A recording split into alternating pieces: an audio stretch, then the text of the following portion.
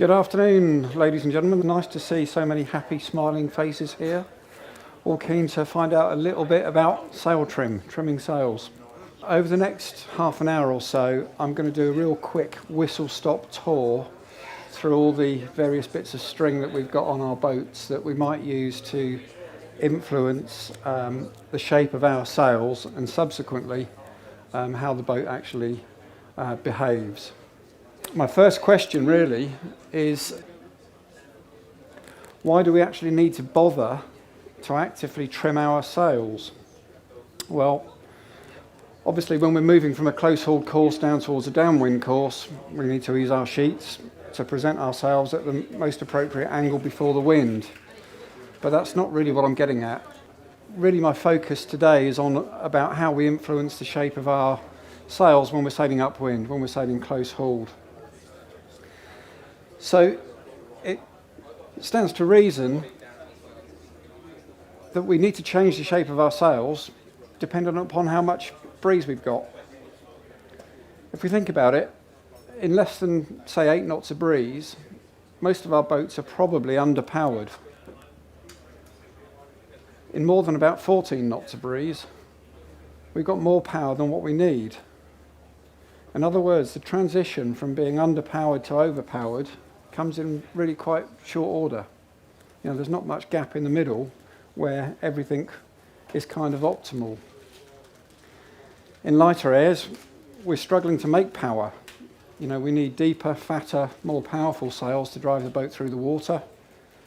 And in more than about 14 knots of breeze, which is only force 3, we're trying to lose power just to make sure that our day is going okay and that we're actually enjoying sailing along from A to B. Sailcloth stretches. Firstly, as it ages, it tends to stretch in the high load areas and it shrinks in the low load areas. As a result, the sail shape that was there to begin with becomes distorted. So we need to be able to manipulate the shape of our sails as they age. Similarly, just the wind blowing over the sails will cause aerodynamic forces which will distort the sails. So we need to understand what's going on in order that we can pull the right bit of string to achieve the right shape for the conditions that we've got or for what we're trying to achieve. So that's really what my talk today is all about. If we have a quick look at this sketch here, in the top picture we can see the red air flowing over the sail and it's attached all the way from front to back. In the bottom picture the sail is either too deep or the angle of attack is wrong and we can see that the airflow has become turbulent towards the back end. So what we're trying to maintain is an efficient aerofoil. So we're going to start off by looking at headsail trim. And essentially we've got 4 primary controls that we might use to shape our sails. There's actually more things that we could do, but we'll need to worry about those another time. So I'm just going to start off by looking a little bit at sheet tension. One of the commonest mistakes that I see, I would suggest, is sails being oversheeted in light airs and sails being undersheeted in stronger airs. If you've got the right kind of sail shape, you can actually sheet a sail quite hard when it's windy in order to keep it efficient and keep the boat driving efficiently. So we need to bear that in mind, and what we need to try and do is have some references on the boat for what we think works well. So for example, using the spreader tips and the shroud bases as a reference for as the sailor gets sheeted in, you'll start developing a sort of internal database of what is good for you. You know, should the sail be 4 to 6 inches off the shroud base, or is it better if it's a little bit further away? As we sheet the sail on, really what we want it to do is come onto the spreaders and onto the shroud base at about the same rate, as a rule of thumb. When the boat isn't going very fast, it's better to have slightly looser sheets, for example, just after attack. As I said earlier, we need to be careful about over trimming in light airs. We can choke the whole boat up. the air doesn't start flowing over the sails very effectively. If we're sailing around on an offshore breeze or on a lake where there's flat water, you can actually trim the sails on a little bit harder than what you can over waves. If we're sailing in choppy conditions, we need a slightly more powerful sail, slightly eased sheets, slightly bow down mode in order to drive the boat through the waves. And we need to make sure that the genoa is trimmed in a way that's consistent with how the mainsail is trimmed. Another problem that I often see is a headsail that's set for speed and a mainsail that's set for pointing. And as a result of that, the boat gets out of balance really quite quickly. So we don't want to have a tight mainsail and a loose genoa, for example, because that will just make the boat turn into the wind all the time. So the sheet tension will become a bit more obvious when we look at some of the other controls that we've got as well. What do we know about halyard tension? How much is enough? No simple answer really. My rule of thumb, particularly with a new sail, is that we're going to be using enough halyard tension just to remove those little wrinkles that are in the luff, or just have the horizontal wrinkles just visible. As the sail ages, we find that we need to use much more halyard tension in order to keep the camber in the sail in the right place. The rule of thumb about using just enough tension to remove the wrinkles is all well and good, but as the sail ages, we'll need to use a lot more tension than that. So what you need to do is actually look up the sail and have a look at where the camber is in the sail, what the horizontal aerodynamic section is in the sail. And really what we want is the maximum depth in the sail to be well forward of the halfway point, somewhere around about between 40 and 45%. So if we have a look at this little picture here, we've got a really nice little aerofoil section through here, as shown by these camber lines. And as we pull the halyard on, the camber in the sail will move forwards. So rather than using the wrinkles as a given, use those as a guide to set yourself up, but actually have a look at where the camber is in the sail and use that as a driver for how much halyard tension you actually need. The other thing that happens when we increase halyard tension is that the sail gets flatter. The draft will get pulled further forwards, the back of the sail will get flatter, so the sail becomes less powerful. So as we get windier and we're needing less power, we need more halyard tension. The other bonus is that by pulling the camber in the sail forwards, it makes the boat easier to steer. So if we're trying to sail with a sail that's relatively round in the front, it's easier to steer the boat through waves than with a sail that's very fine in the front. So there are a lot of benefits to be had from just having the halyard tension in the right place. The next thing I want to talk about is the lead position that the sheet goes through. And broadly speaking, the continuation of your sheet, if that carries through to the luff, it wants to roughly bisect the luff, or just below halfway. That, again, it's just a rule of thumb. But of course, we need to change that a little bit, depending on conditions or what we're trying to do. If you start furling your furling genoa, you'll need to move the car further forwards as the clew rises, just to keep it all under control. In stronger airs, if we drop the car back a little bit, the foot of the sail will get flatter and the top of the sail will twist away, which will also make it flatter. In other words, the sail has all of a sudden become less powerful just because we've moved the Genoa car aft a little bit. Likewise, in lighter airs, where we're sailing with softer sheets, we might need to move the car forwards a little bit in order to retain a little bit of leach tension and in order to make a fuller sail, which is more effective for sailing around in light airs. Broadly speaking, use my bisecting of the luff as a rule of thumb as to where the base position should be, the starting position should be. But with the lead position too far forwards, you can see here that sheet is pulling directly down on the leach of the sail. The sail looks very deep in the bottom, And if we look on the left-hand picture, the leech is quite tight. So that's too far forwards, really. Similarly, if the sheet lead is too far aft, if you can imagine the continuation of this sheet here, it's going to be about a third of the way up the sail rather than closer to the middle. Although this picture was taken on the dock, the head sail in this picture, the top of it was just flapping gently. It wasn't possible to sheet that sail on and have it drawing. So that sail is just going to flap around if you try and go sailing with it. It's not really doing anything at all. So the range in those two sets of photographs on the Genoa car position was only about this much. It's not very much. So that has significantly influenced the shape of that sail by doing nothing else other than by moving the car just a little bit. Forestay tension. Most cruising boats you probably won't have the ability to adjust forestay tension, but you can probably influence it by pulling your backstay on. And what we're seeing on this picture here is that as we increase the forestay tension, the front of the sail is being pulled further away from the back of the sail. In other words, the sail gets flatter. So increasing forestay tension as the breeze builds is another way of depowering your rig.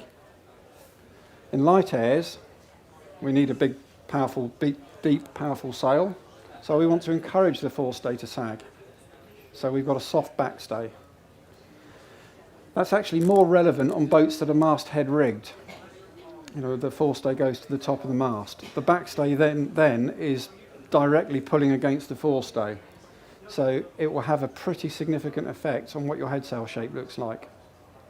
On a fractional rigged boat, as we'll see a bit later, when you pull the backstay on, the mast will bend, which will influence the mainsail shape, but it won't have quite such a big bearing on the head sail shape. These two photos here were taken just a few seconds apart. It's the same sail, same wind speed. Hopefully on the left-hand picture, by looking at the camber stripes on the sail, this middle camber stripe here is very deep. We've got a big fat sail. Literally 20 seconds later, with just a few squeezes on the backstay, you can see how flat that sail is. I mean, that is a pretty significant change in sail shape for doing nothing other than a couple of pumps on the backstay. Had I been a bit more aggressive with the backstay or changed the sheet tension as well, I'd have achieved a bigger range of shapes. Okay, so we'll move on to mainsail trim. We've got a few more bits and pieces that we can play with here. So the first thing I want to talk about is main sheet tension. What does the main sheet do? Well, when the boom is out in a downwind position, pulling the main sheet on is going to pull the boat closer to the centre line. But once the boom is on the centre line, the main sheet is effectively just pulling the boom down. It's applying tension directly to the leech. In other words, it's controlling the amount of twist that we've got in our sail. How much tension should we have? Well, as a rough rule of thumb, your base position for that sort of 8 to 12 knots power band that we were talking about earlier, you should have enough tension on the main sheet so that the back end of the top batten, if you sight up the mast, up the sail, is roughly parallel with the boom. So in the top picture, top left, we can see the black boom at the bottom. This is supposed to be a visualization of standing underneath the boom looking up at the sail, by the way. The red lines are the battens, and we can see that the aft edge of the top batten here is about parallel with the boom. So that's a terrific base position. And in that mode, you've all got telltales on the back of your sail, which some people will pay a lot of attention to and get very excited about, and others don't. So in this sort of power-hungry mode, the top telltale should be flying maybe half the time, no more than that. In other words, the sail is at the point of stalling, but it's generating maximum power. So we've got two good guides there for how much is the right amount of sheet tension. The angle of the batten and whether the telltale is flying. In the middle picture, we can see that the sail has been allowed to twist. The top batten is now pointing to leeward of the boom, and overall the sail shape has got flatter. So as it gets windier, we've got a flatter sail, just because it's been allowed to twist. Ditto in this picture down here, if we pull the main sheet on really, really hard, we can actually hook the top batten well to windward of the boom. On a racing boat, like a J24 or something like that, you would see that quite often. You'd be striving for that in that power, in that sort of power mode. What we'd have there is a boat that was pointing very high, but not going very fast. So that's a sort of high drag mode. So there's a time and a place for it, but we just need to be aware of what kind of mode we need at a given moment in time. This is the same three shots actually, just with a real life sail. It's probably not quite so obvious as it was in the drawing. So the next tool that we've got at our disposal is the traveller. So the traveller essentially controls the angle of the boom across the boat, or the angle of the boom relative to the centre line.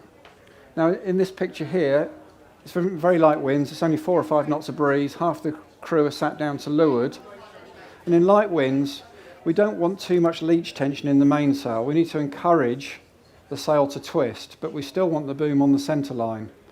So we do that by pulling the traveller all the way up to windward and then easing the main sheet so that the boom goes back to the centre line.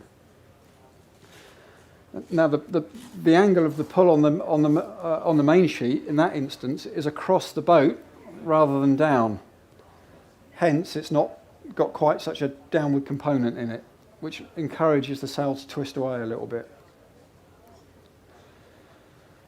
As the breeze build picks up, having the traveller to windward may not be such a good thing.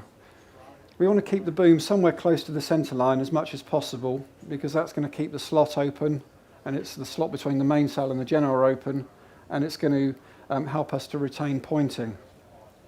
But if it gets breezy and we've got the boom close to the centre line, we might find that the boat is starting to get a bit twitchy, starting to fall over a bit, starting to get a little bit too much weather helm. So now we've got to be careful. Should we be easing the main sheet or easing the traveller as it gets windier? That's a good question. The fact is both will work.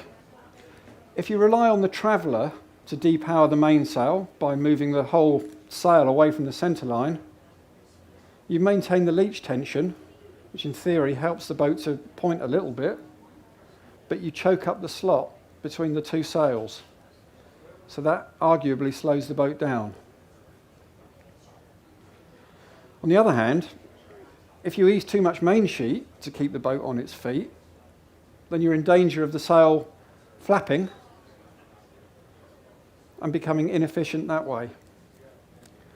So if a sail is flapping, it's poorly trimmed, simple as that. There is no excuse ever for a mainsail to flap, other than in extremis as you're transitioning from a lull to a gust, for example, very momentarily.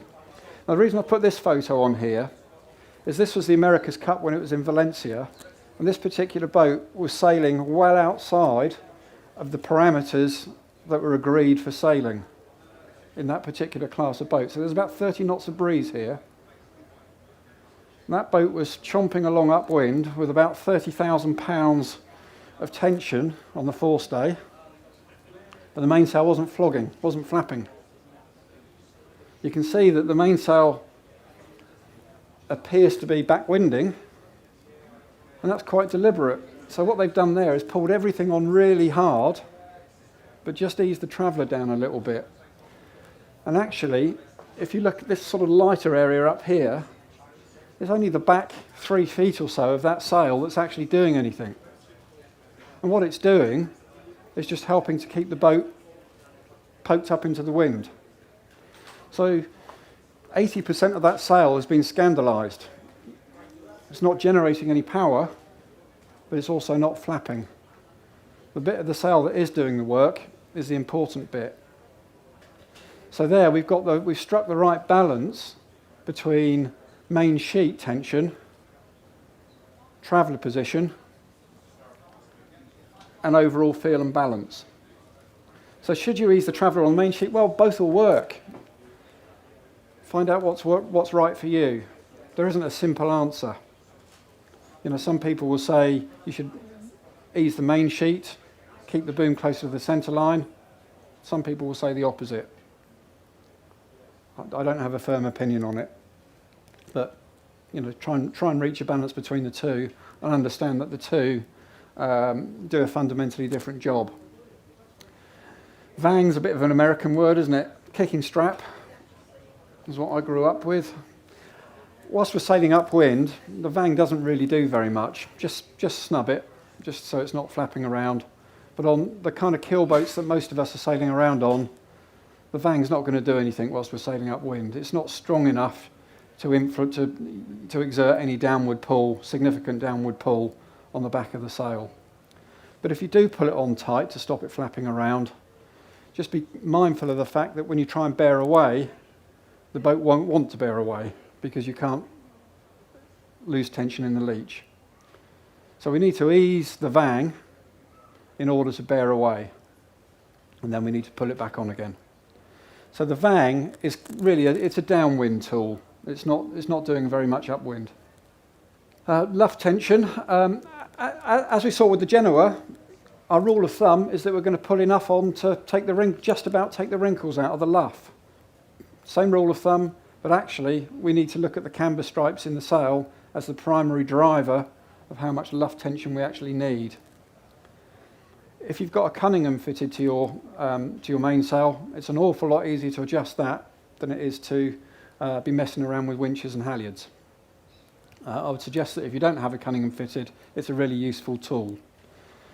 As you increase either the Cunningham or the halyard tension, again we're pulling the draft in the sail forwards, we're encouraging the top of the sail to twist away, and the whole sail gets flatter. So as it's getting windier, we're just pulling everything harder. This next picture, when I first used this in an advert many years ago, I had all sorts of people writing into me saying, how can you use that as an advert? The sail looks terrible. Look how many wrinkles there are in it. Well, this boat was the European champion. It's good enough for them, it's good enough for me. So what we got there actually is that they're using the camber in the sail as the driver for how much halyard tension they're going to use. And when you bear away round the corner and the whole thing becomes unloaded, all of those wrinkles magically disappear and they just turn into extra sail area for downwind. So don't get too hung up about wrinkles in the luff of the sail. What's more important is the actual aerodynamic flying shape that you've got at any particular moment in time. What does the clew outhaul do? Does anybody adjust the outhaul on their sail? Yes, good. Pleased to hear it. So the outhaul really controls the depth in the lower third or so of the sail. In light airs, do we need a tight outhaul or a loose outhaul? Have I given the answer away there? A lot of people would think that in light airs we need to ease the outhaul to make a big, deep, baggy sail. And in less than about 5 knots of breeze, the opposite's true actually. Because if we've got a big, deep sail, the airflow can't stay attached to it and it drops off the bottom. Anyone that's flown on a plane and noticed those sort of winglets at the end of the wings, those are designed there to stop the air falling off the end of the wings. Our mainsail is similar. Because there's nothing underneath the boom, the air will just drop off if it's got too much work to do. So in light airs, we actually want the outhaul to be quite firm. I wouldn't say tight, but we want it to be reasonably firm.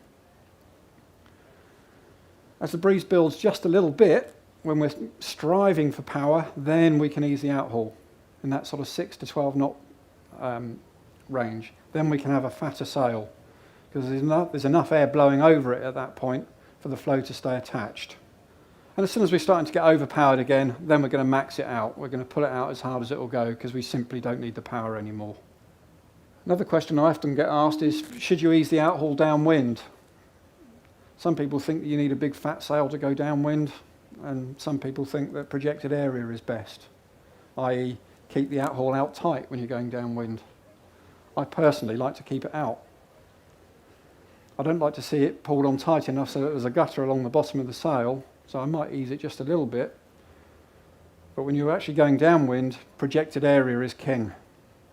So by keeping the outhaul pulled out, we're actually projecting more area before the wind than what we would do with a deeper, rounder sail.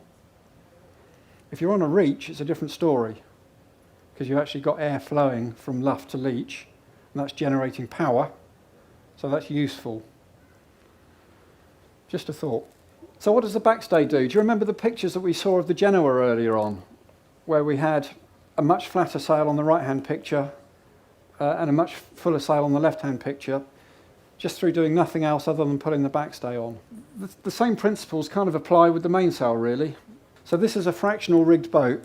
It's about 7/8 rigged, I think, something like that.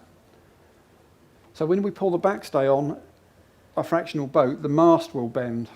That sucks the luff curve out of the sail and flattens it out. So again, if we look at these camber stripes, we can see quite a full sail on this side and a very, very much flatter sail on this side.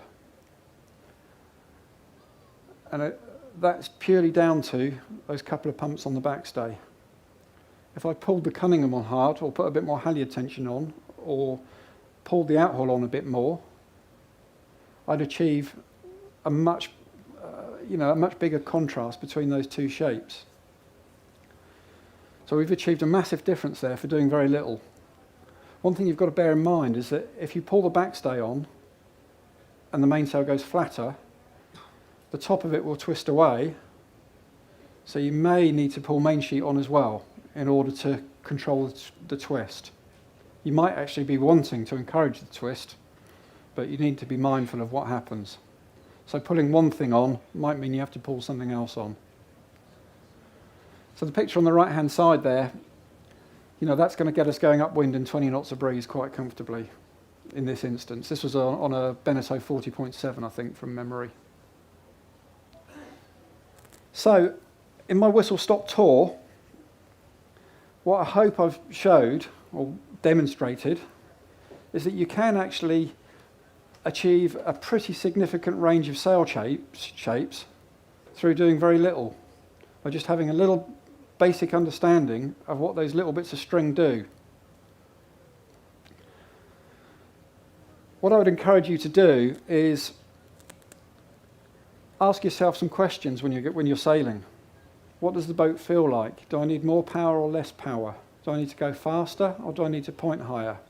What can I do to influence what I'm trying to do? What can I do to influence my intrinsic reward of trying to sail from point A to point B? And if you're prepared to have a little bit of a fiddle and pull a few bits of string, you'll be quite surprised at just how much difference that can make. Okay, that's just about all from me. Thank you very much for listening. I hope that's been a little bit informative, at least. Thank you very much.